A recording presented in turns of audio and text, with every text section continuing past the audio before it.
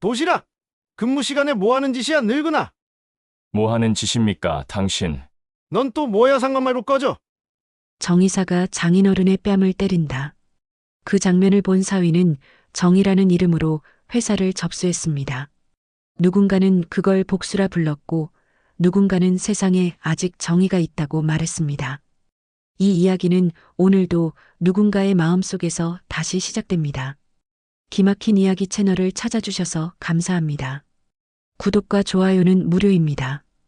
이 이야기가 재미있거나 공감되었다면 공감합니다. 댓글을 달아주시면 큰 힘이 됩니다. 서울 구로디지털 단지는 여전히 과거의 냄새를 품고 있었어요.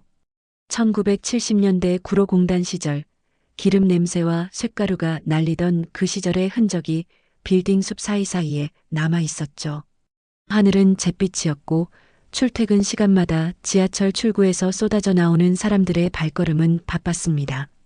주식회사 MB 본사 건물 1층 자동문 바로 옆 경비실에는 71살 장갑수가 있었어요.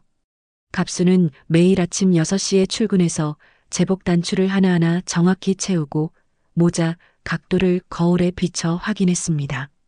군대에서 이등병 시절 배운 습관이 50년이 지난 지금도 몸에 배어 있었죠. 제복은 언제나 다림질 자국이 번쩍였고 구두는 아침마다 광을 냈습니다. 경비실 안은 좁았어요. 접이식 탁자 하나, 낡은 의자 2개, 벽에 걸린 근무일지와 방문자 명부. 창문 너머로 보이는 로비는 대리석 바닥이 반짝였지만 경비실만은 시간이 멈춘 듯 낡았습니다. 갑수는 그게 마음에 들었어요. 화려한 것보다 익숙한 게 편했거든요. 점심 무렵이 되자 검은색 세단 한 대가 경비초소 앞에 멈춰 섰습니다. 뒷좌석 문이 열리고 45살의 성윤모가 보냉 가방을 들고 내렸어요. 윤모는 갑수의 사위였습니다. 인텔이라는 중견 기업의 대표였지만 매주 화요일과 금요일엔 어김없이 장인어른께 도시락을 가져왔죠. 아버님, 오늘은 잡채 넣은 김치전이에요. 예전에 남대문 시장에서 줄 서서 사드시던 그 맛이요. 비슷하게 내보려고 아침 일찍 일어나서 만들었습니다. 윤모의 목소리는 정중했어요. 갑수는 투덜거리면서도 눈가가 촉촉해졌습니다. 회사 대표라는 사람이 어디 도시락을 들고 다니나. 체면 좀 세워라. 남들이 보면 뭐라 하겠어. 체면보다 사람이 먼저죠. 제가 배운 건 아버님 같은 분의 시간이었습니다. 윤모는 경비실 안으로 들어가 접이식 탁자를 펼쳤어요. 갑수는 마지못한 듯 모자를 벗어 옆에 놓고 앉았습니다. 두 사람은 나란히 앉아 김치전을 손으로 찢어 먹었죠. 보냉 가방에서 김이 모락모락 올라왔고 잡채의 달콤한 냄새가 경비실 안을 가득 채웠습니다. 맛이 괜찮네. 옛날 그 집 맛이랑 비슷해. 갑수가 중얼거렸어요. 윤모는 웃으며 물통에서 보리차를 따라 갑수 앞에 놓았습니다. 창밖으로는 회색빛 하늘 아래 출퇴근 인파가 바삐 오갔고 멀리 오래된 공중전화 부스가 보였어요. 90년대의 흔적이 아직도 이 건물 주변엔 남아 있었습니다. 아버님, 요즘 몸은 괜찮으세요? 무릎이 좀 불편하시다고 들었는데. 이 정도야 뭐. 젊을 때 공장에서 10년 넘게 서서 일했는데 이까짓 경비 근무쯤이야. 갑수는 1998년 MB가 처음 문을 열었을 때부터 이 회사와 인연이 있었어요. 당시엔 생산직 반장이었죠. 전력 사고가 났을 때 불을 끄고 대피로 문을 열어 동료들을 구한 일도 있었습니다. 그 뒤로 세월이 흘러 정년퇴직을 하고 다시 이 회사에 경비원으로 돌아왔어요. 월급은 적었지만 익숙한 곳에서 일할 수 있다는 게 좋았습니다. 윤모는 갑수의 얼굴을 조용히 바라봤어요. 주름이 깊게 패인 얼굴, 하지만 눈빛만은 또렷했습니다. 윤모는 속으로 생각했죠. 나는 이 사람에게서 배웠다. 체면보다 사람을, 숫자보다 마음을 먼저 챙기는 법을. 두 사람은 말없이 도시락을 비웠습니다. 경비실 안은 따뜻했고 창밖의 차가운 바람과는 대조적이었어요. 로비를 오가는 사람들은 경비실 안을 들여다보지 않았습니다. 그저 출입증을 찍고 지나갈 뿐이었죠. 윤모가 자리에서 일어나며 말했어요. 그럼 저는 회의 들어가 봐야겠습니다. 다음 주 금요일에 또 올게요. 그래. 조심해서 가고. 갑수는 다시 모자를 쓰고 자리를 정돈했습니다. 윤모가 나간 뒤 경비실은 다시 조용해졌어요. 갑수는 근무일지를 펼쳐 오늘 날짜 칸에 방문자 기록을 적었습니다. 오후 12시 30분 인텔 대표 성윤모 방문. 목적 면회. 글씨는 또박또박했습니다. 그렇게 평온한 점심시간이 지나가고 있었어요. 하지만 갑수는 아직 몰랐습니다. 곧 이 작은 경비실에서 모든 게 뒤바뀔 일이 일어나리라는 걸요. 오후 2시쯤 MB 본사 로비가 갑자기 소란스러워졌어요.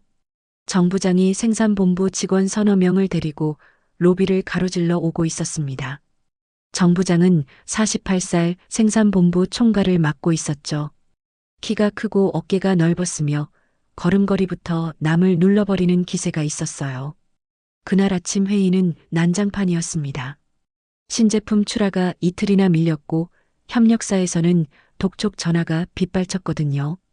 정 부장은 부하 직원들에게 호통을 쳤고 회의실 테이블을 주먹으로 내리쳤습니다.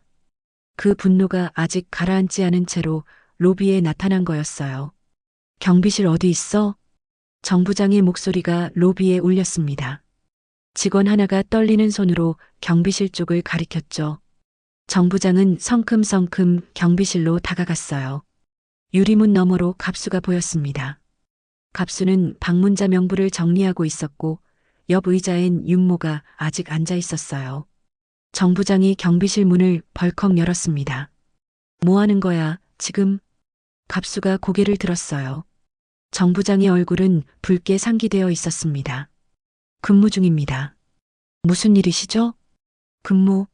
도시락 먹으면서 딴짓하는 게 근무야?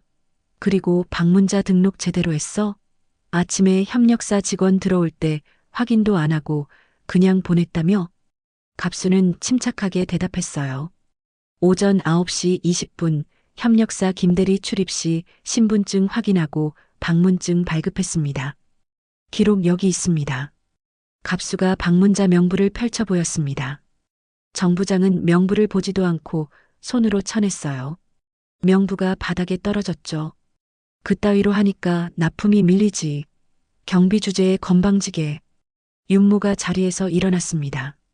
정 부장님, 방문자 기록은 방금 확인하셨듯이 정확하게. 그 순간이었어요. 찰싹? 소리가 경비실 안을 가득 채웠습니다. 정 부장의 손바닥이 갑수의 오른쪽 뺨에 정확히 꽂혔어요. 갑수의 모자가 바닥으로 떨어졌습니다. 경비실이 순간 얼어붙었죠. 갑수는 비틀거리지 않았어요. 그저 뺨을 한번 쓸어내리고 천천히 바닥에 떨어진 모자를 주워들었습니다. 윤모의 눈빛이 차갑게 식어 내려갔어요. 주먹이 저절로 쥐어졌지만 윤모는 참았습니다. 갑수가 조용히 말했어요. 젊은이 경비에게도 이름이 있고 근무일지가 있습니다. 함부로 손을 대시면 안 됩니다. 정 부장은 비웃었습니다. 경비 따위가 나한테 말대꾸를 해? 너 여기서 얼마 받고 일하는데 감히 나한테? 저는 이 회사 창립 때부터 있었습니다. 월급이 적다고 해서 사람이 가벼운 건 아닙니다. 갑수의 목소리는 떨리지 않았어요. 오히려 정 부장의 숨소리가 거칠어졌습니다. 정 부장은 윤모를 힐끗 보더니 코웃음을 쳤죠. 인텔 대표님도 보시는 앞에서 말인데 이 회사가 누구 덕에 돌아간다고 생각해? 생산이 멈추면 다 끝이야. 경비 따위 언제든 바꿀 수 있어. 정 부장은 그렇게 내뱉고 경비실을 나갔습니다. 구두 소리가 로비에 울렸고 직원들은 고개를 숙인 채 길을 비켜줬어요. 윤모는 갑수를 바라봤습니다. 갑수의 오른쪽 뺨은 붉게 부어올라 있었어요. 하지만 갑수는 다시 모자를 쓰고 바닥에 떨어진 방문자 명부를 주워 테이블 위에 올려놓았습니다.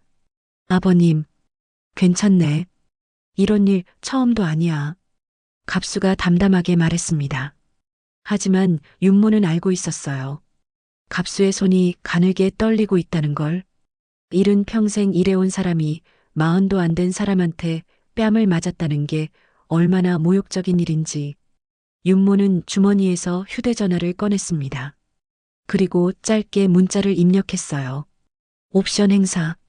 긴급 주총 소집. 오늘 밤. 문자는 법무팀장에게 전송됐습니다. 윤모의 표정엔 흔들림이 없었어요. 입술은 굳게 다물어져 있었고 눈빛은 얼음처럼 차가웠습니다. 아버님, 저녁에 약속 하나 있으신가요? 없는데? 그럼 회사에 조금만 더 계셔 주실 수 있으세요? 제가 처리할 일이 있습니다. 갑수는 윤모의 얼굴을 바라봤어요. 뭔가 심상치 않은 기운이 느껴졌지만 갑수는 고개를 끄덕였습니다. 알았네. 윤모는 경비실을 나와 엘리베이터로 향했습니다. 로비를 지나가는 직원들은 윤모를 힐끗힐끗 쳐다봤어요. 소문은 빠르게 퍼졌습니다.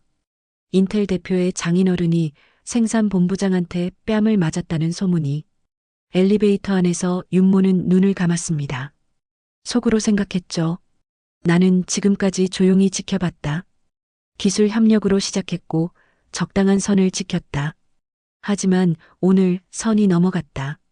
사람을 함부로 대하는 순간 회사는 더 이상 회사가 아니다. 휴대전화가 진동했습니다.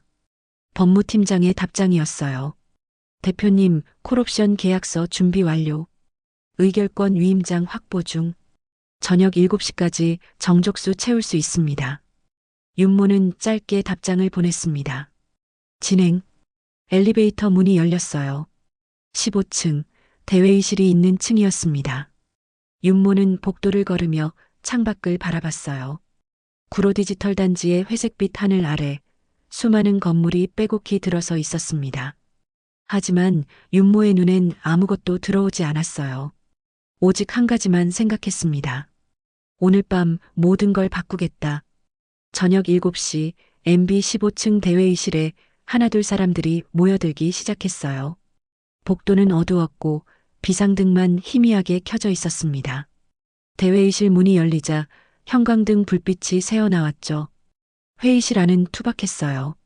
긴 회의 테이블은 오래된 원목이었고 표면엔 수많은 커피 자국과 볼펜 흔적이 남아 있었습니다.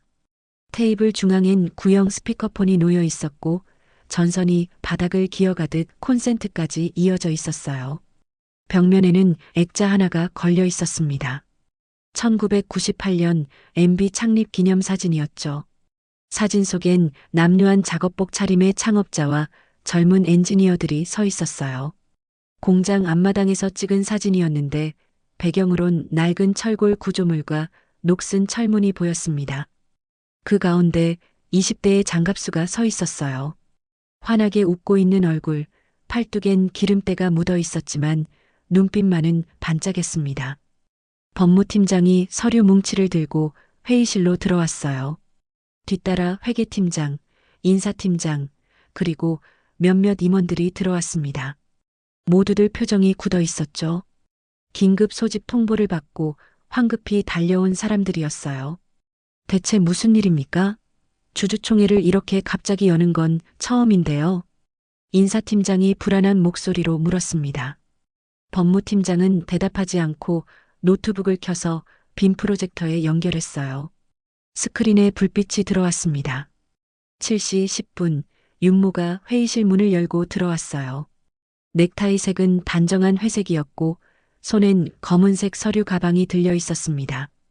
윤모는 침착하게 상석에 앉았어요. 표정엔 흔들림이 없었습니다. 모두 오셨군요. 시간 내주셔서 감사합니다. 윤모의 목소리는 낮고 차분했어요. 법무팀장이 윤모 옆으로 다가와 속삭였습니다. 대표님, 콜옵션 행사 완료됐습니다. 의결권 위임장도 모두 확보했고요. 정족수 충족했습니다. 고생했습니다. 윤모는 고개를 끄덕이고 회의실을 둘러봤어요. 임원들은 서로 눈치를 보며 수군거렸습니다. 누구도 정확히 무슨 일이 벌어지는 건지 몰랐거든요. 바로 그때 회의실 문이 거칠게 열렸습니다. 정 부장이었어요. 정 부장은 넥타이도 풀어헤친 채 들어왔고 얼굴은 여전히 붉게 상기되어 있었습니다. 여긴 내 구역이야. 외부인이 무슨 권한으로 주주총회를 소집해? 정 부장의 목소리가 회의실에 울렸습니다. 임원들이 움찔했어요. 윤모는 천천히 자리에서 일어났습니다.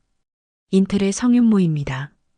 그리고 윤모가 법무팀장에게 눈짓했어요. 법무팀장이 노트북 키보드를 두드렸고 스크린에 지분 현황표가 떴습니다. MB의 일대 주주이기도 합니다. 회의실이 순간 조용해졌어요. 스크린엔 선명하게 적혀 있었습니다. 주주명 성윤모 외 특수관계인 합계 지분율 34.7%.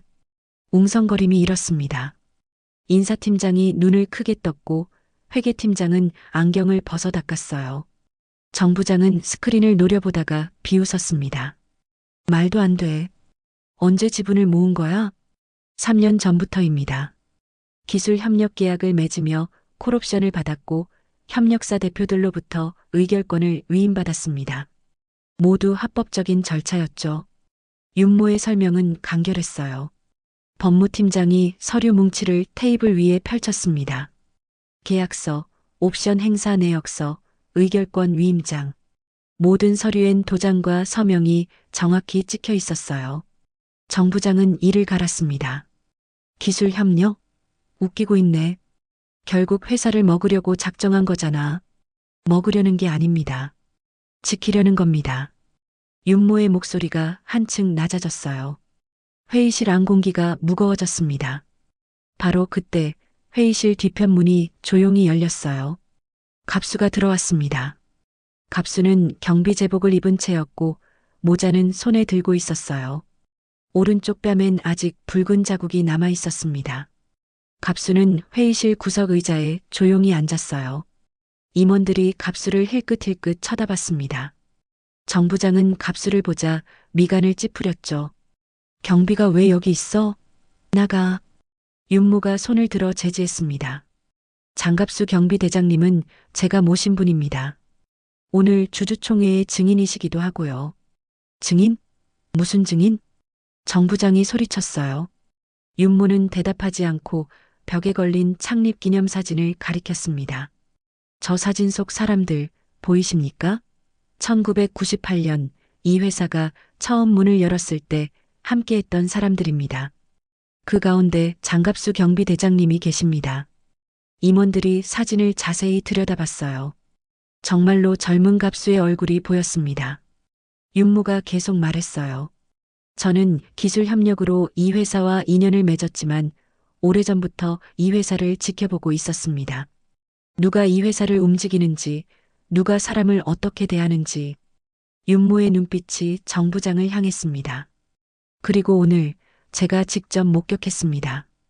이 회사의 생산본부 총괄이 70이 넘은 경비대장님께 폭력을 휘두르는 걸. 회의실이 다시 조용해졌어요. 정 부장의 얼굴이 창백해졌습니다. 법무팀장이 리모컨을 들어 스크린을 전환했어요. 화면엔 긴급 주주총회 안건이라는 제목이 떴습니다. 윤모는 자리에 앉으며 말했습니다. 오늘 밤 이 회사의 방향을 다시 정하겠습니다. 그것이 일대 주주로서 제 책임입니다. 갑수는 구석 의자에 앉아 조용히 지켜보고 있었어요.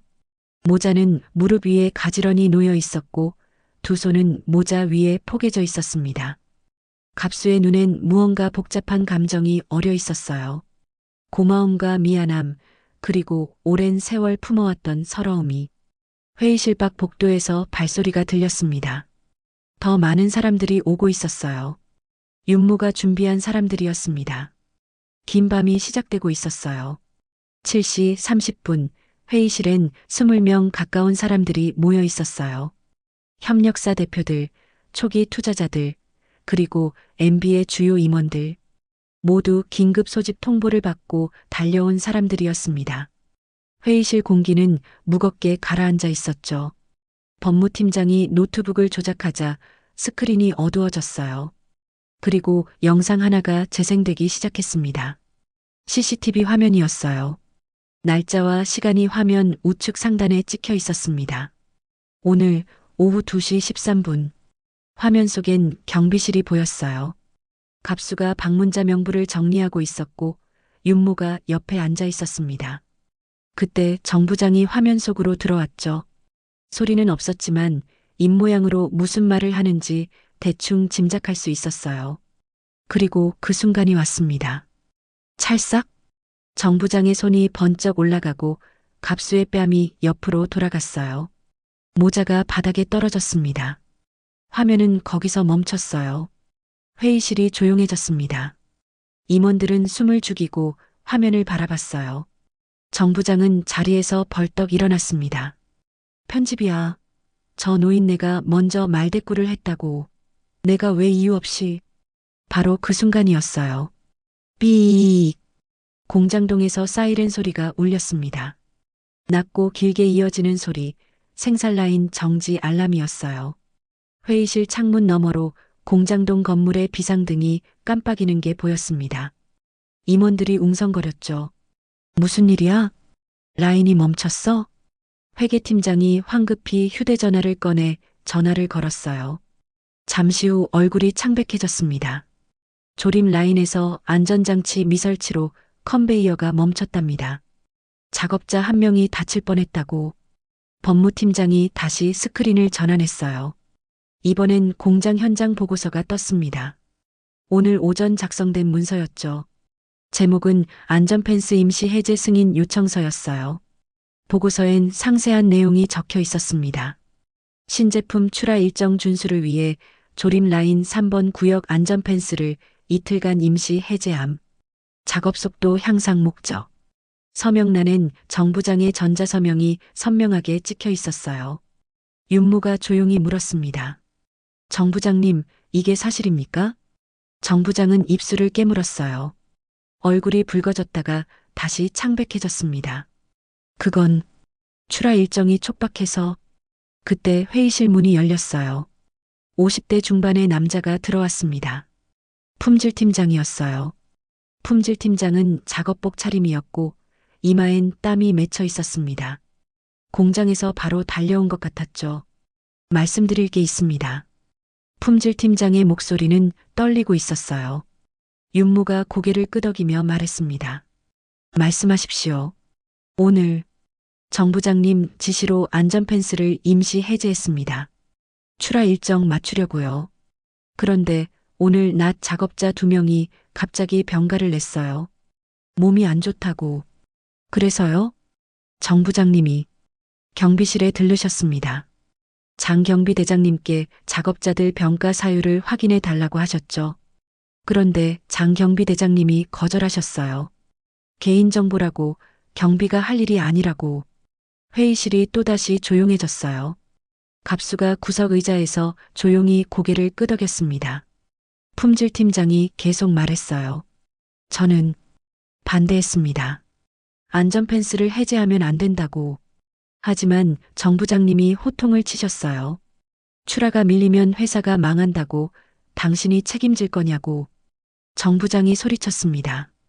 그래, 회사가 먼저야.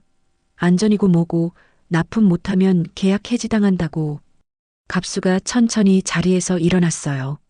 모자를 손에 쥔 채 정 부장을 똑바로 바라봤습니다. 안전수칙은 선을 넘으면 안 됩니다. 갑수의 목소리는 낮았지만 단단했어요.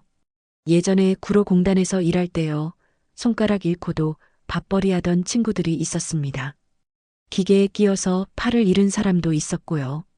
그때도 다들 말했어요. 일정이 급하다고, 납품이 중요하다고.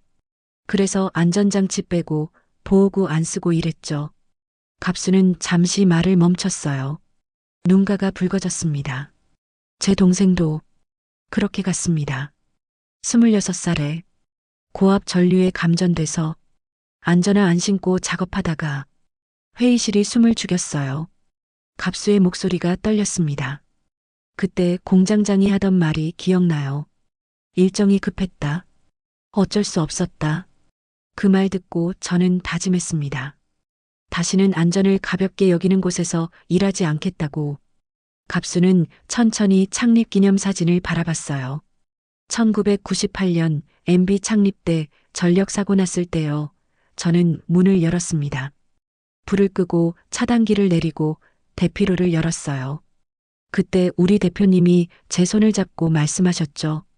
갑수 씨 덕분에 살았습니다. 이 회사는 사람을 먼저 생각하는 회사가 되겠습니다. 갑수의 말에 임원들이 고개를 숙였어요. 정 부장은 입술을 깨물며 고개를 돌렸습니다. 윤모는 갑수를 바라보며 속으로 생각했어요. 이 사람이 가르쳐 준 게 이거였구나. 숫자보다 사람, 일정보다 안전. 그게 진짜 회사의 기본이었구나. 법무팀장이 조용히 말했습니다. 오늘 사건은 단순한 폭행이 아닙니다. 안전을 가볍게 여긴 조직 문화가 만든 결과입니다. 회의실 분위기가 급냉했어요. 정 부장은 자리에 주저앉았고 임원들은 서로 눈치만 보고 있었습니다. 창밖으론 여전히 공장동 비상등이 깜빡이고 있었어요. 윤모는 테이블을 천천히 두드렸습니다. 이제 표결로 넘어가겠습니다. 윤모가 서류를 펼치려는 순간 정 부장이 자리에서 벌떡 일어났어요. 얼굴은 창백했지만 눈빛만은 살아있었습니다. 궁지에 몰린 짐승처럼 날카로워져 있었죠. 잠깐만요. 정 부장의 목소리가 회의실을 가득 채웠습니다. 임원들이 일제히 정 부장을 바라봤어요. 다들 감동적인 이야기에 속지 마십시오. 저 경비대장 뭔지 아십니까? 정 부장이 주머니에서 휴대전화를 꺼내 화면을 회의실 스크린에 띄웠어요. 법무팀장이 당황하며 막으려 했지만 이미 늦었습니다. 화면엔 오래된 신문기사 스크린샷이 떠 있었어요. 1998년 5월 구로공단 노동집회 과격 시위. 참가자 12명 연행. 기사 하단엔 흐릿한 사진이 있었습니다. 젊은 시절의 갑수였어요. 손엔 플래카드를 들고 있었고 경찰에게 끌려가는 모습이었죠. 저 사람 정가자입니다. 노동운동으로 경찰서 유치장까지 갔던 사람이에요. 그런 사람을 경비로 둔 게 회사 체면에 맞습니까? 회의실에 탄식이 흘렀어요. 협력사 대표 한 명이 중얼거렸습니다. 정과 기록이 있었어? 갑수의 손이 가늘게 떨렸어요. 모자를 쥔 손가락에 힘이 들어갔습니다. 갑수는 고개를 숙였어요. 50년 전 일이었지만 여전히 가슴 한구석이 아팠습니다. 정 부장이 계속 공격했어요. 안전, 사람, 그런 말 듣기 좋죠. 하지만 이 사람은 회사를 상대로 데모를 했던 사람입니다. 임금 인상 요구하고 공장 점거 농성까지 했어요. 그런 사람이 지금 와서 회사를 걱정한다? 웃기는 일 아닙니까? 임원들이 술렁거렸어요. 인사팀장이 서류를 뒤적거리며 뭔가 확인하기 시작했습니다. 분위기가 급격히 기울었어요. 윤모는 갑수를 바라봤습니다. 갑수는 여전히 고개를 숙이고 있었어요. 이른이 넘은 어깨가 조금 처져 보였습니다. 윤모의 가슴이 먹먹해졌죠. 정 부장이 승기를 잡았다는 듯 목소리를 높였어요. 대표님, 감정에 흔들리시면 안 됩니다. 회사는 숫자로 돌아갑니다. 이번 분기 실적, 납품 계약, 주가. 그게 전부예요. 저 노인네 하나 때문에 회사 전체를 흔들 순 없습니다. 회의실 분위기가 무겁게 가라앉았어요. 몇몇 임원들이 고개를 끄덕였습니다. 현실적인 말이었으니까요. 회사는 결국 숫자였고 실적이었고 계약이었습니다. 윤모는 잠시 눈을 감았어요. 속으로 생각했습니다. 그래, 맞는 말이다. 회사는 숫자다. 실적이 없으면 망한다. 하지만 숫자만이면 우린 왜 이 사람을 기억했을까? 왜 창립사진에 이 사람이 있을까? 윤모는 천천히 자리에서 일어났어요. 그리고 벽에 걸린 창립기념사진 액자로 걸어갔습니다. 액자를 조심스럽게 벽에서 떼어내 회의 테이블 위에 내려놓았죠. 정 부장님 말씀이 맞습니다. 회사는 숫자로 돌아갑니다. 임원들이 윤모를 바라봤어요. 정 부장은 승리한 듯 비웃었습니다. 그럼 이제 정신 차리신. 하지만 윤모가 액자를 뒤집었어요. 액자 뒷면엔 누렇게 바랜 종이가 붙어 있었습니다. 손글씨로 적힌 메모였죠. 윤모가 그걸 천천히 읽기 시작했어요. 갑수 형에게 1998년 7월 15일 고압 차단기 폭발 사고 때 당신이 문을 열어 우리를 살렸습니다. 불길 속에서도 대피로를 확보하고 마지막까지 남아 우리를 세웠습니다. 당신이 없었다면 우리 12명은 모두 죽었을 겁니다. MB는 당신으로부터 시작된 회사입니다. 창립 멤버 일동. 회의실이 조용해졌어요. 윤무가 메모를 테이블 위에 놓았습니다. 1998년 5월 장경비 대장님은 노동집회에 참여하셨습니다. 맞습니다. 하지만 그건 과격 시위가 아니었어요. 동료가 산재사고로 죽었는데 회사가 책임을 회피하려 했습니다. 그래서 대표자로 나서서 항의하신 겁니다. 경찰에 연행됐지만 기소조차 되지 않았어요. 법무팀장이 서류를 꺼내 테이블에 펼쳤습니다. 당시 경찰 조서 사본이었어요. 그리고 2달 뒤 MB에 전력사고가 났습니다. 그때 장경비 대장님은, 아니, 당시 생산직 반장이셨던 장갑수 씨는 불 속으로 다시 들어가셨어요. 동료들이 다 빠져나왔는지 확인하려고. 윤모의 목소리가 떨렸어요. 그날 구조된 사람이 12명입니다. 그중 1명이 지금의 MB 창립자였고요. 또 1명은 현재 품질팀장님이십니다. 품질팀장이 고개를 끄덕였어요. 눈가가 붉어졌습니다. 저도 그날 갑수 형님 덕분에 살았습니다. 정 부장은 비웃었어요. 그래서요? 감성파리로 될 줄 알아요? 여긴 숫자로 말하는 곳이에요. 과거의 은혜가 지금 밀린 출하를 해결해 줍니까? 윤모는 잠시 흔들렸어요. 정 부장 말이 틀리지 않았으니까요. 현실은 냉정했습니다. 은혜로 회사가 돌아가진 않았죠. 하지만 윤모는 갑수를 바라봤어요. 고개 숙인 갑수의 어깨, 떨리는 손. 50년을 이 회사와 함께한 사람. 목숨을 걸고 동료를 구했던 사람. 윤모는 속으로 다짐했습니다. 아니다. 숫자만으로는 부족하다. 기업은 숫자지만 회사는 사람이다. 우리가 왜 이 사람을 기억했는지 그게 답이다. 윤모가 정 부장을 똑바로 바라보며 말했어요. 맞습니다. 숫자로 말하겠습니다. 지금부터 주주권을 행사하겠습니다. 회의실 공기가 다시 팽팽해졌어요. 정 부장의 얼굴에서 미소가 사라졌습니다. 윤모는 서류 가방에서 두꺼운 파일을 꺼냈어요. 표지엔 주주권 행사 계획서라고 적혀 있었습니다. 법무팀장이 그 파일을 받아 스크린에 띄웠죠. 숫자로 말씀드리겠습니다. 윤모의 목소리는 차분했지만 단단했어요. 저는 오늘 오후 6시 콜옵션 전량을 행사했습니다. 3년간 보유했던 옵션 10만 주를 모두 주식으로 전환했고요. 협력사 사꽃으로부터 의결권 위임장을 받았습니다. 이로써 특수관계인 합산 지분은 34.7%가 됐습니다. 스크린에 상세한 지분 내역이 떴어요. 날짜별 취득 내역, 옵션 행사 기록, 의결권 위임 계약서. 모든 게 합법적이고 정확했습니다. 그리고 상법 제366조에 따라 비상 주주총회를 소집했습니다. 정족수는 이미 충족했고요. 정 부장이 벌떡 일어났어요. 비상주총이라고?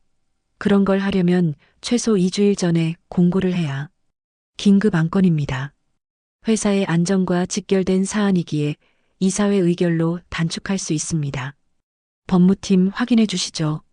법무팀장이 고개를 끄덕였어요. 맞습니다. 긴급 안건의 경우 이사 과반 동의로 공고 기간을 단축할 수 있습니다. 오늘 오후 5시에 이사 6명 중 4명의 동의를 받았습니다. 정 부장의 얼굴이 창백해졌어요. 준비가 철저했던 겁니다. 윤모는 이미 몇 달 전부터 이 순간을 준비하고 있었던 거죠. 윤모가 계속 말했어요. 오늘 비상주총의 안건은 2가지입니다. 스크린에 안건이 떴습니다. 첫째, 안전 최우선 원칙을 정관 부칙에 명시합니다. 어떤 경우에도 출하 일정이나 수익성을 이유로 안전수칙을 위반할 수 없다는 조항을 추가하는 겁니다. 회의실이 술렁거렸어요. 인사팀장이 손을 들었습니다. 그럼 일정이 급할 때는 어떻게 합니까? 일정을 조정하거나 인력을 충원하거나 협력사와 재협의합니다. 안전을 포기하는 건 선택지가 아닙니다. 윤모의 말에 품질팀장이 고개를 끄덕였어요.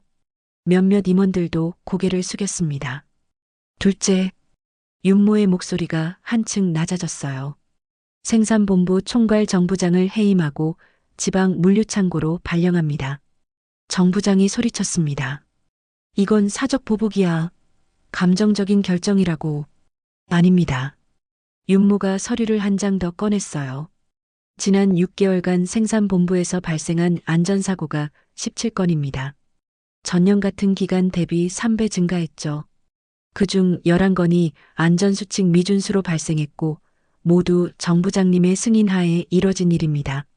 스크린에 안전사고 보고서들이 줄줄이 떴어요. 손가락 찌임, 화상, 낙상. 다행히 큰 사고는 없었지만 언제 큰일이 터져도 이상하지 않은 상황이었습니다. 회의실 뒤편에서 목소리가 들렸어요. 회색 코트를 입은 60대 여성이었습니다. 협력사 대표 중 한 명이었죠. 저는 찬성합니다. 여성이 천천히 일어섰어요. 옆에 앉아있던 또 다른 협력사 대표도 일어섰습니다. 우리는 MB 초창기부터 투자했습니다. 20년 넘게 함께 일했어요. 그때나 지금이나 변하지 않은 게 하나 있습니다. 이 회사는 사람 냄새 나는 회사였다는 거예요. 여성의 목소리는 단호했어요. 숫자도 중요합니다. 하지만 사람이 다치고 안전이 무너지면 그건 회사가 아닙니다. 저는 안전이 먼저라고 생각합니다. 다른 협력사 대표들도 하나둘 고개를 끄덕였어요. 이들은 MB가 작은 공장이었을 때부터 함께한 사람들이었습니다. 이른바 고모님 주주들이라고 불리는 사람들이었죠. 지분은 적었지만 회사의 역사를 함께한 사람들이었어요. 그때 설비팀장이 자리에서 일어났습니다. 정년을 앞둔 60대 후반의 남자였어요. 손바닥엔 메모지에 적어온 글씨가 보였습니다. 손이 떨려서 미리 적어온 것 같았죠. 말씀 드려도 될까요? 윤모가 고개를 끄덕였어요. 설비팀장이 메모를 보며 떨리는 목소리로 읽기 시작했습니다. 저는 장갑수 경비대장님을 20년 넘게 봤습니다. 매일 아침 6시에 출근하시고 저녁 6시에 퇴근하시죠. 비 오는 날엔 택배 기사분들 주차 딱지 대신 끊어주시기도 하셨어요. 설비팀장이 잠시 말을 멈추고 눈물을 닦았어요. 제 아들이 작년에 이 회사 공채로 들어왔습니다. 첫 출근 날 긴장해서 출입증을 집에 두고 왔대요. 그때 장 경비대장님이 직접 인사팀에 전화해서 확인하고 임시 출입증을 만들어 주셨답니다. 아들 얘기론 경비실 지나갈 때마다 대장님이 환하게 웃으며 인사해 주신다고 했어요. 설비팀장이 갑수를 바라봤어요. 이분은 외부인까지도 회사의 체면으로 품을 줄 아는 분입니다. 그런 분을 함부로 대하는 회사라면 저는 이 회사가 부끄럽습니다. 회의실이 숙연해졌어요. 갑수는 여전히 고개를 숙이고 있었지만 어깨가 작게 떨리고 있었습니다. 윤모는 속으로 생각했어요. 나는 내 능력을 장식으로 쓰지 않겠다. 장인어른이 가르쳐 준 건 이거였다. 문을 먼저 열어주는 사람의 책임. 약한 사람을 지키는 게 강한 사람의 의무라는 것. 윤모가 천천히 말했어요. 저는 사업가입니다. 숫자를 압니다. 하지만 장인어른에게서 배운 게 있습니다. 회사는 건물이 아니라 사람이라는 것. 문을 여는 사람이 있어야 회사가 돌아간다는 것. 윤모가 갑수를 바라봤어요. 장경비 대장님은 50년 동안 이 회사의 문을 열어왔습니다. 물리적인 문만이 아니라 사람들의 마음도 열어주셨죠. 그런 분을 지키지 못하는 회사라면 그건 망해도 싼 회사입니다. 회의실에 박수 소리가 터져 나왔어요. 협력사 대표들이 먼저 박수를 쳤고 임원들도 하나둘 따라했습니다. 정부장만 굳은 얼굴로 자리에 앉아 있었어요. 윤모가 마지막으로 말했어요. 이제 표결하겠습니다. 법무팀장이 전자패드를 나눠줬어요. 주주 및 의결권 보유자들에게 하나씩 전달됐습니다. 화면엔 2개의 안건이 떠 있었고 각각 찬성과 반대 버튼이 있었죠. 첫 번째 안건부터 표결하겠습니다. 안전최우선 원칙의 정관 부칙 명시. 찬성하시는 분은 초록색 버튼을, 반대하시는 분은 빨간색 버튼을 눌러주십시오. 회의실이 조용해졌어요. 사람들이 패드를 내려다봤습니다. 몇 초간의 침묵 끝에 첫 번째 초록불이 켜졌어요. 협력사 대표였습니다. 이어서 두 번째, 세 번째, 초록불이 잇따라 켜졌습니다. 스크린에 실시간으로 집계가 떴어요. 찬성 18, 반대 2, 기권 0, 안건 1 가결됐습니다. 법무팀장의 목소리가 울렸어요. 회의실에 안도의 한숨이 흘렀습니다. 윤모는 표정을 바꾸지 않았지만 주먹을 쥔 손에 힘이 들어간 게 보였어요. 두 번째 안건 표결하겠습니다. 생산본부 총괄 정부장 해임 및 지방창고 발령. 찬성과 반대 의사를 표시해 주십시오. 정부장이 자리에서 벌떡 일어났어요. 잠깐, 저한테 변론할 기회를 주십시오. 윤모가 고개를 끄덕였습니다. 말씀하십시오. 정부장은 숨을 크게 들이쉬었어요. 얼굴은 창백했지만 목소리만은 힘을 주려 애썼습니다. 저는 회사를 위해서 했습니다. 출하 일정, 납품 계약, 주가, 그걸 지키려고 최선을 다했어요. 안전수칙을 어긴 건 회사가 살아남기 위해서였습니다. 정부장의 목소리가 떨렸어요. 저 혼자만의 잘못이 아닙니다. 이 회사 누구도 일정에 쫓기지 않은 사람 없어요. 모두가 똑같이 했던 일입니다. 왜 저만 책임져야 합니까? 회의실이 무겁게 가라앉았어요. 정부장 말에도 일리가 있었습니다. 모두가 암묵적으로 용인했던 문화였으니까요. 윤모가 천천히 말했어요. 맞습니다. 모두의 책임입니다. 그래서 정관을 바꾸는 겁니다. 하지만 누군가는 먼저 책임을 져야 합니다. 그게 총괄의 자리입니다. 정부장은 입술을 깨물었어요. 더 이상 할 말이 없었습니다. 표결하겠습니다. 전자패드에 다시 손이 갔어요. 이번엔 조금 더 시간이 걸렸습니다. 사람을 해임하는 건 쉬운 결정이 아니었으니까요. 하나씩 초록불이 켜지기 시작했어요. 15, 18. 스크린의 숫자가 올라갔습니다. 집계 완료됐습니다. 찬성 19, 반대 1, 기권 0. 안건 2 가결됐습니다. 법무팀장이 결과를 읽는 순간 정부장은 주저앉았어요. 의자에 털썩 앉아 고개를 떨어뜨렸습니다.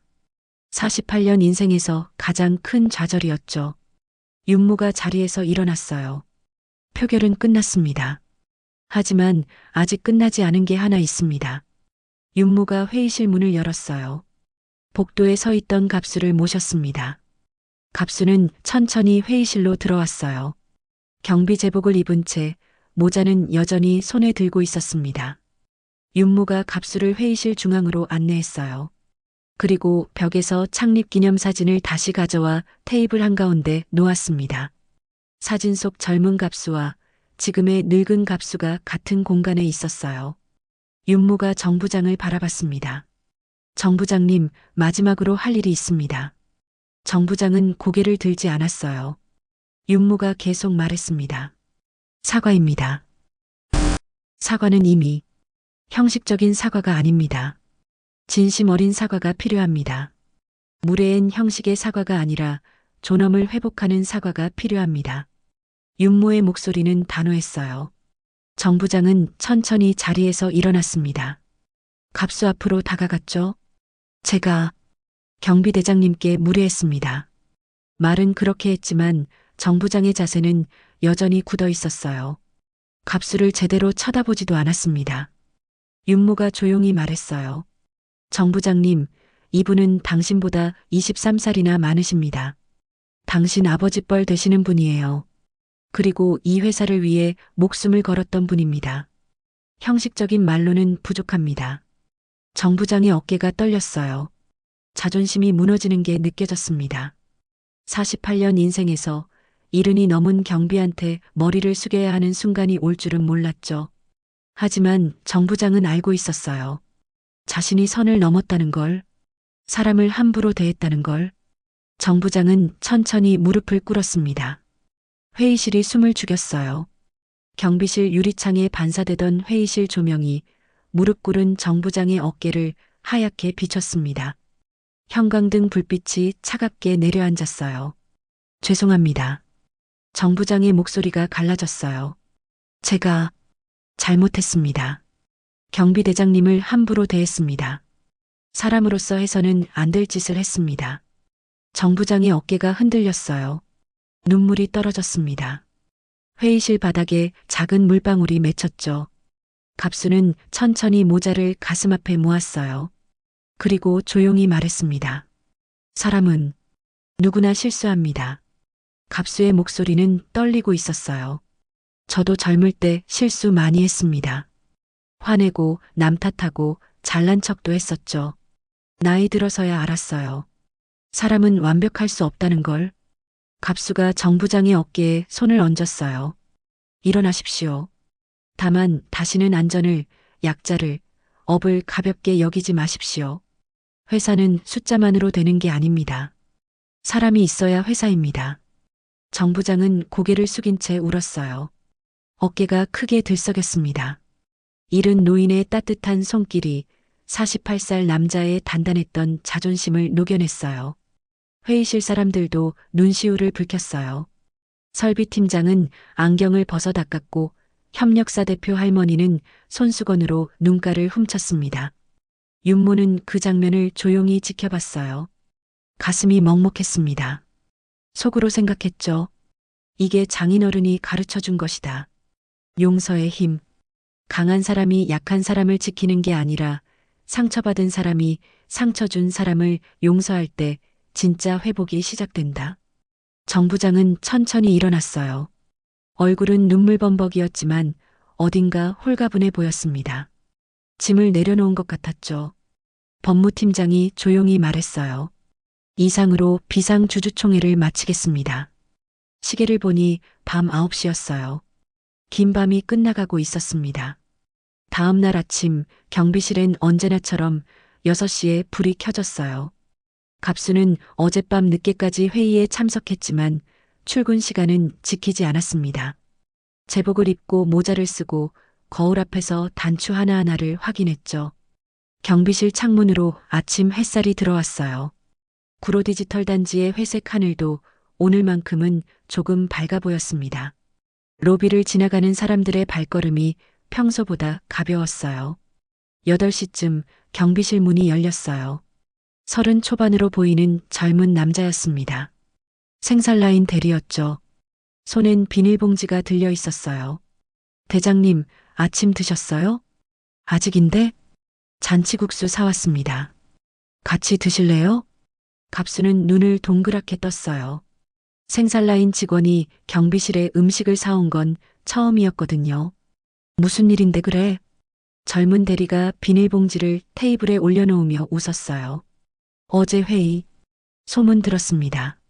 대장님 덕분에 회사가 달라질 것 같아요.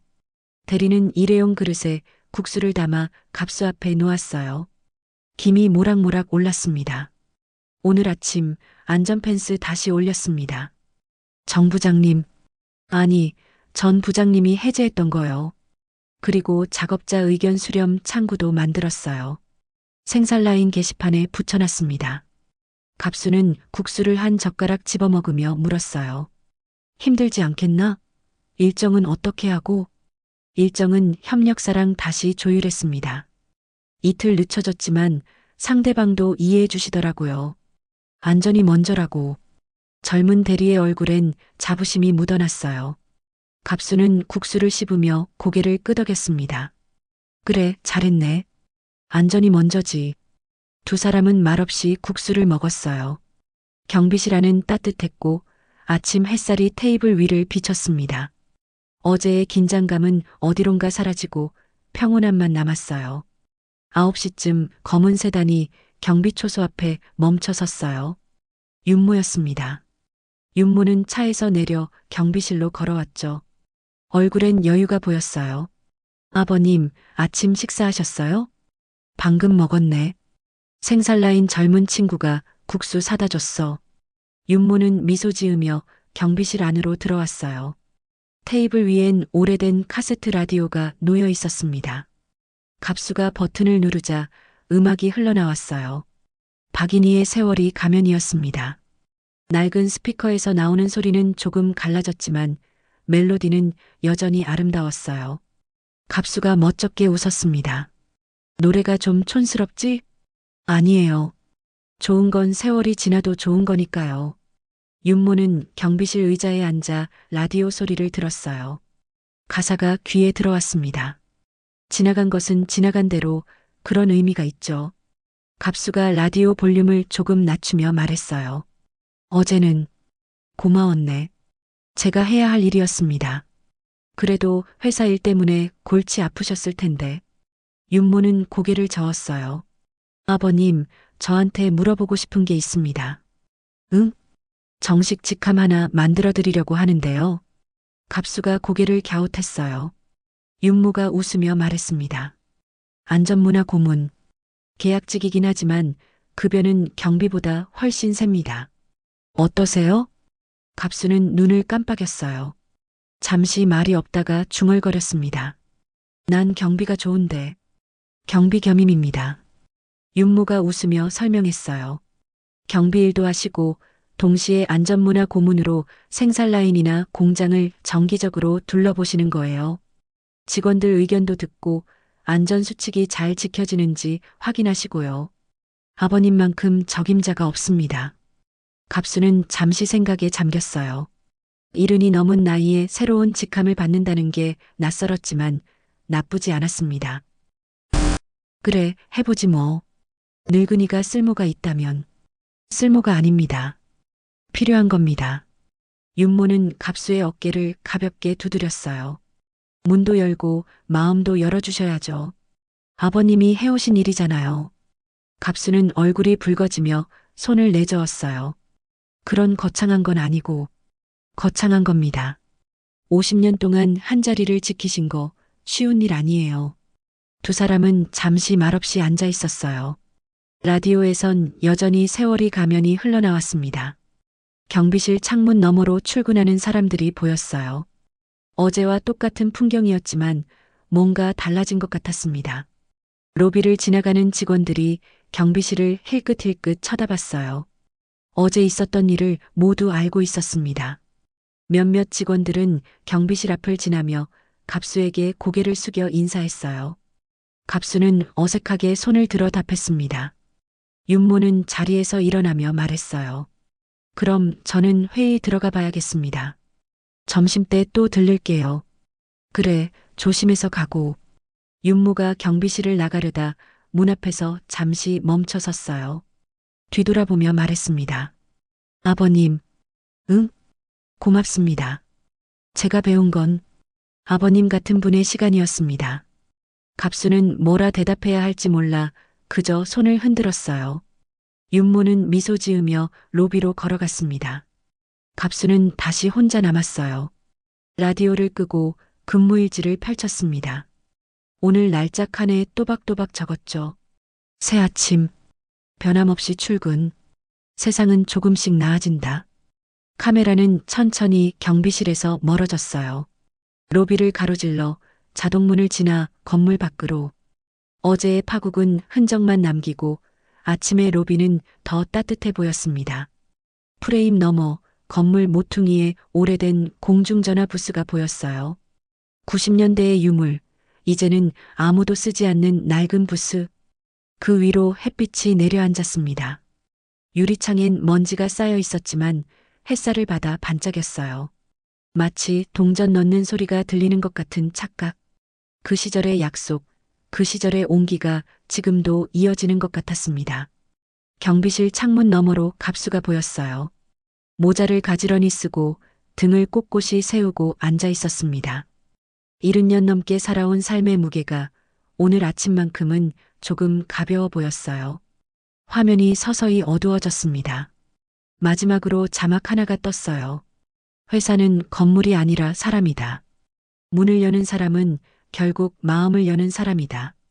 자막이 사라지고 경비실 불빛만 화면에 남았습니다. 그 작은 불빛이 오늘도 누군가를 맞이하고 있었어요.